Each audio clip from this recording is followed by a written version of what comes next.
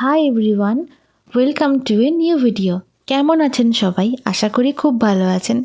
আজকে আমি আপনাদের সাথে শেয়ার করব মহিষাসুর মর্দিনী রক কাট টেম্পল। পল্লব রাজবংশের 7ম শতাব্দীর শেষের দিকে পাথরে খোদাই করা এই মন্দিরটা ভারতীয় স্থাপত্যের একটি উদাহরণ। এটি তামিলনাড়ুর চেন্নাইয়ে অবস্থিত মহাবলীপুরামে। এমনিতেই এটা পাথুরে এলাকা, তার উপরে সিঁড়ি বেয়ে বেয়ে ওপরে ওঠা। মারাত্মক রোদ গরম ছিল, প্রচণ্ড কষ্ট হচ্ছিল আমাদের সিঁড়ি বেয়ে বেয়ে ওপরে উঠতে। আমি এখন আপনাদের সাথে শেয়ার করব এই মন্দিরের ভিউটা। পুরো ভিডিওটা দেখতে থাকুন, আশা করি ভালো লাগবে।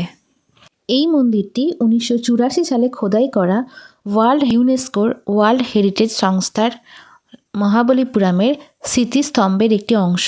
মন্দিরের ওপরে ওঠার পরে চারপাশের দৃশ্যটা অসাধারণ সুন্দর লাগছিল। এত কষ্ট করে যে ওপরে ওঠা হলো মন্দিরের, তারপরে যে চারিদিকের এই ভিউটা দেখা যাচ্ছে, যেটা দেখেই পুরো সার্থক মনে হচ্ছিল যে এত কষ্ট করে যে ওপরে উঠলাম সেটা সার্থক হয়েছে।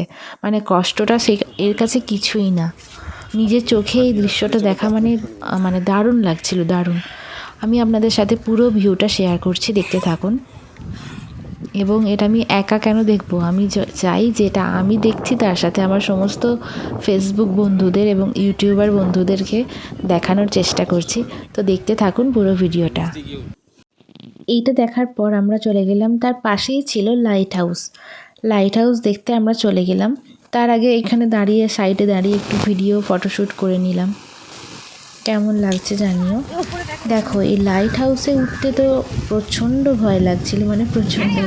এর আগে অবধি মহিষামর্দিনী রক কাটটা তাও ঠিক ছিল, বাট এটা লাইট হাউসটা একটু অতিরিক্তই উঁচু ছিল, আর এটা ভয়ও লাগছিল খুব। এখানে টিকিট মূল্য ছিল 10 টাকা করে পার পার্সন ওপরে ওঠার জন্য।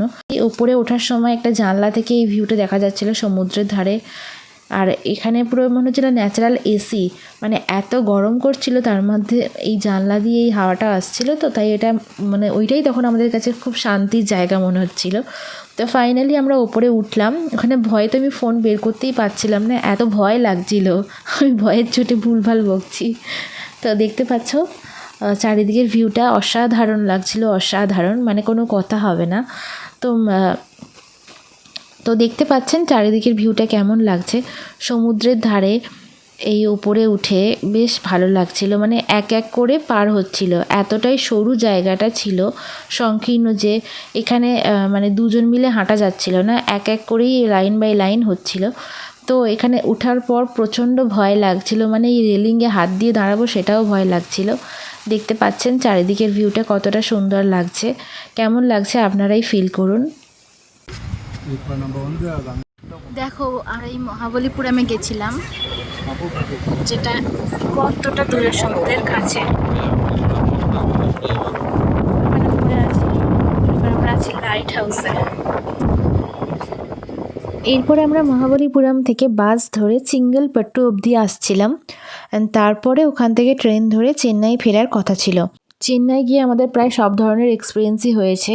সেটা হচ্ছে মেট্রো, বাস, ট্রেন, অটো, গাড়ি এবং ফ্লাইট, সমস্ত কিছুতেই চাপা হয়ে গেছে একবার করে। তো আজকের মতন এইটুকুই, দেখা হচ্ছে আবার নেক্সট কোনো ভিডিওতে। ততক্ষণ অবধি সবাই ভালো থাকবেন, সুস্থ থাকবেন, আর আমাকে সাপোর্ট করবেন এবং সাবধানে থাকবেন।